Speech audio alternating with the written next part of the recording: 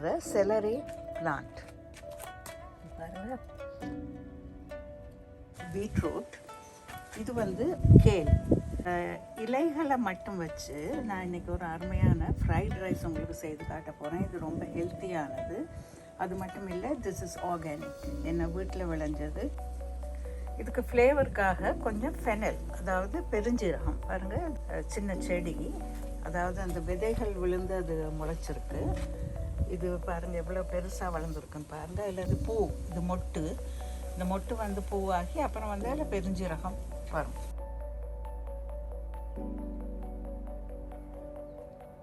இது கொத்தமல்லி, இது வந்து ரொம்ப பெருசாக வளர்ந்துருக்கு. ஆனால் அதுலேயும் நான் கொஞ்சம் எடுத்து இந்த ரைஸில் நான் சேர்க்க போகிறேன். கொத்தமல்லி பூவெல்லாம் போட்டுருக்கு, இப்போ அது காய்க்கும், அதுக்காக தான் நான் அப்படியே அதை விட்டு வச்சுருக்கிறேன். ஸோ அதுலேருந்து கொஞ்சம் இலை எடுத்து அதையும் நான் இதில் சேர்க்க போகிறேன். செலரி, பீட்ரூட் எல்லாம் பாருங்கள், நான் அந்த தண்டு பகுதியை வந்து வெட்டி அப்படியே வந்து தண்ணியில் வச்சுருவேன். அது தண்ணியில் வச்சா ஒரு 10 நாள் அப்படியே விட்டிங்கன்னா பாருங்கள் அதில் வந்து வேர் விடுது. ஸோ அந்த வேர் விட்டதுக்கு அப்புறம் நீங்கள் எடுத்து ஒரு பாட்டில் இதை நடலாம். இது கிட்டத்தட்ட 15 நாள் நான் வச்சுருக்கிறேன். வச்சு எடுத்ததுக்கு அப்புறம் பாருங்கள் எவ்வளோ அது வேர் விட்டுருக்குன்னு பாருங்கள். ஸோ இப்போ வந்து இதை எடுத்து நீங்கள் தாராளமாக நடலாம். இதே போல் தான் பாருங்கள், நான் பீட்ரூட்டும் வளர்த்து எடுத்துருக்கிறேன். இது வந்து ஒரு 3 days வச்சாலே போதும். ஆனால் இதை விட இன்னும் கொஞ்சம் உயரமாக வளரணும்னு நீங்கள் நினச்சிங்கன்னா ஒரு 5-6 நாள் கூட அப்படியே வச்சுட்டு நீங்கள் எடுக்கலாம். ஸோ இந்த கேலும் இதே போல் தான் நான் வளர்த்துருக்குறேன் பாருங்கள். இந்த கேல் வந்து கடையில் வாங்கிட்டு வந்து அந்த இலைகள் எல்லாம் எடுத்ததுக்கு அப்புறம் இந்த தண்டு பகுதி இருக்குல்ல கீழே, அதை வந்து தண்ணியில் வச்சு ஒரு 3-4 days வச்சிங்கன்னாலே போதும், அதில் இருந்து வேர்விடும். ஸோ அதுக்கப்புறம் அதை எடுத்து நீங்கள் ஒரு பொட்டில் நடலாம். முடிஞ்ச வரைக்கும் எங்களால் எது வீட்டில் வளர்த்து எடுக்க முடியுமோ நாங்கள் அதை வந்து செய்தால் நல்லது. இந்த கார்டன் ப்ரொடியூஸை வச்சு எப்படி ஒரு அருமையான ஃப்ரைட் ரைஸ் செய்கிறதுன்னு பார்க்கலாம். ஃப்ரை பேன் வந்து காய வச்சுருக்கிறேன். அதில் வந்து ஒரு 1.5 டேபிள் ஸ்பூன் எண்ணெய், வந்து வெஜிடபிள் ஆயில் தான் நான் எடுத்திருக்கேன். நீங்கள் என்ன ஆயில் விருப்பமோ உபயோகப்படுத்தலாம், ஆலிவ் ஆயில் உபயோகப்படுத்தலாம். கார்லிக் பாருங்கள், நான் நிறைய எடுத்திருக்கேன் அதில். அதாவது ஒரு கைப்பிடி அளவு கார்லிக் வந்து நான் இதில் போடுறேன். ஏன்னா இது வந்து உடம்புக்கு ரொம்ப நல்லது. ஸோ அதனால் நிறைய கார்லிக் இதில் உபயோகப்படுத்துகிறேன். வெங்காயத்தையும் போடுறேன்.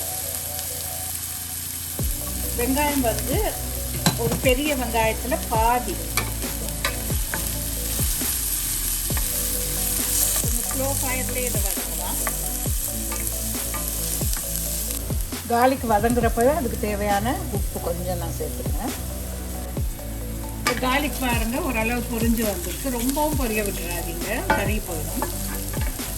ஸோ இதில் வந்து இப்போ செலரி, இந்த செலரி பாருங்கள் ரொம்ப குட்டியாக இருக்குது. இது வந்து ஆர்கானிக், அதாவது வீடுகளில் வந்து நாங்கள் வளர்க்குறப்போ வந்து கடையில் வாங்குற மாதிரி அவ்வளோ பெருசாக வரும்னு நாங்கள் எதிர்பார்க்க முடியாது. பட் அது வந்து ஆர்கானிக்ன்றதில் ஒரு திருப்தி. ஸோ அதுக்கு தேவையான அளவு கொஞ்சமாக உப்பு.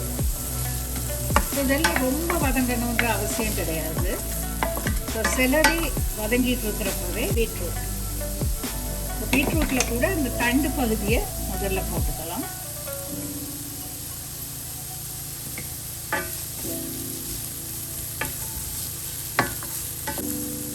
போட்டுட்டு அப்புறம் பீட்ரூட் இலை, அப்புறம் வந்து கேல், அதையும் நீங்கள் உடனேயே போட்டுருங்க. அதுக்கு தேவையான அளவு உப்பு பார்த்து போடுங்க, ரொம்ப போட்டுறாதீங்க. பத்தலைன்னா அப்புறம் போடுங்க. ஸோ இதை வந்து இப்போ கொஞ்சம் அப்படியோ மெதுவாக டாப் பண்ணி எடுக்கணும். ஏன்னா இந்த ஃப்ரெஷ் லீவ்ஸ் வந்து நீங்கள் வதக்கி சாப்பிட்றப்ப வந்து ஓரளவு அரைவாசி வதங்கினாலே போதும். ஏன்னா ரொம்பவே அது வெந்து போனால் அதில் இருக்கிற சத்துக்கள் எல்லாம் இல்லாமல். இது வந்து நாங்கள் எப்பவும் செய்கிற ஃப்ரைட் ரைஸை விட கொஞ்சம் வித்தியாசமாக இருக்குது. நாங்கள் எப்பவும் என்ன போடுவோம், கேரட் போடுவோம், பீன்ஸ் போடுவோம், அப்புறம் கேபேஜ், க்ரீன் பீஸ் இதெல்லாம் போடுவோம். ரைஸ் வந்து இது நான் நேற்று செய்த ரைஸ்.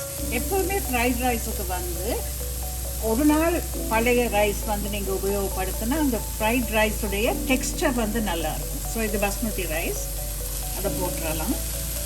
ஸோ ரைஸில் ஏற்கனவே நான் உப்பு போட்டிருக்கேன். ஸோ அதனால் இதில் நான் உப்பு இப்போ சேர்க்கல. அது மட்டும் இல்லை, உப்பு போடுறது கவனமாக நீங்கள் போடணும். எதனாலன்னா சாசஸ் சேர்க்க போகிறோம். இதில் வந்து இப்போ நான் கொஞ்சமாக சோயா சாஸ் ஒரு 1.5 டீஸ்பூன் போட்டுருக்கேன். அப்புறம் வந்து இதுக்கு ஒரு நல்ல ஃப்ளேவரை கொடுக்கறதுக்காக கொஞ்சமாக சில்லி ஆயில் வந்து சைனீஸ் கடைகளில் கிடைக்கும். அந்த சில்லி ஆயில் வந்து நல்ல ஒரு ஃப்ளேவரை கொடுக்கும். அதோட 1/2 டீஸ்பூன் சேர்த்து. ஸோ இதில் வந்து நீங்கள் சேர்க்க வேண்டிய பொருட்கள் இவ்வளவு தான். இப்போ சில்லி ஆயில் வந்து உங்களுக்கு கிடைக்கலன்னா நீங்கள் கொஞ்சமாக செசமி ஆயில் கூட சேர்க்கலாம். செசமி ஆயில் கூட நல்ல ஃப்ளேவர். ஓகே, கடைசியாக இதில் ஒரு பொருள் சேர்க்க வேண்டியது வந்து நான் ஏற்கனவே உங்களுக்கு காட்டினேன் ஃபெனல். என்னுடைய கார்டனில் இருக்கிற ஃபெனல் தான் நான் உபயோகப்படுத்துகிறேன். பாருங்கள் இப்படி இருக்கும். இதை வந்து அப்படியே சும்மா ஒரு சிசர்ஸால் நீங்கள் கட் பண்ணி போடலாம். நல்ல ஒரு ஃப்ளேவர் கொடுக்கும். ஃபெனல்ன்றது பெருஞ்சீரகம். அதை தவிர கொஞ்சமாக கொத்தமல்லி இலை, அதுவும் கார்டனில் உள்ளது. இது போட்டதுக்கப்புறம் நீங்கள் ரொம்ப இதை வந்து அடுப்பில் வைக்கக்கூடாது. அது ஓரளவு ஃப்ரெஷ்ஷாக இருக்கட்டும். அதே சமயம் இது வந்து அதனுடைய அந்த ஃப்ளேவரை வந்து ரிலீஸ் பண்ணும். இந்த சூடு இருக்கிறதால ஃப்ளேவரை ரிலீஸ் பண்ணும். ஆனால் அளவுக்கு மிச்சம் இதை வேக வைக்கக்கூடாது. இப்போ இதோடு நான் நிறுத்த போகிறேன். நான் அடுப்பை ஸ்டப் பண்ண போகிறேன். இப்போ இது ஒரு வித்தியாசமான ஃப்ரைட் ரைஸ், ரொம்ப சுவையாக இருக்குது. நான் இப்போ தான் சாப்பிட்டு பார்த்தேன், ரொம்ப நல்லா இருக்குது. ஸோ இந்த ரெசிபி எல்லோரும் ட்ரை பண்ணி பாருங்கள். This is very simple, pure vegetarian, very tasty, ரொம்ப ஹெல்த்தி. எல்லோரும் ட்ரை பண்ணி பாருங்கள். சாந்தாஸ் டேபிளை சப்ஸ்கிரைப் பண்ணுங்கள். மீண்டும் இதே போல் ஒரு அருமையான ரெசிபியோடு உங்களை நான் சந்திக்கிறேன்.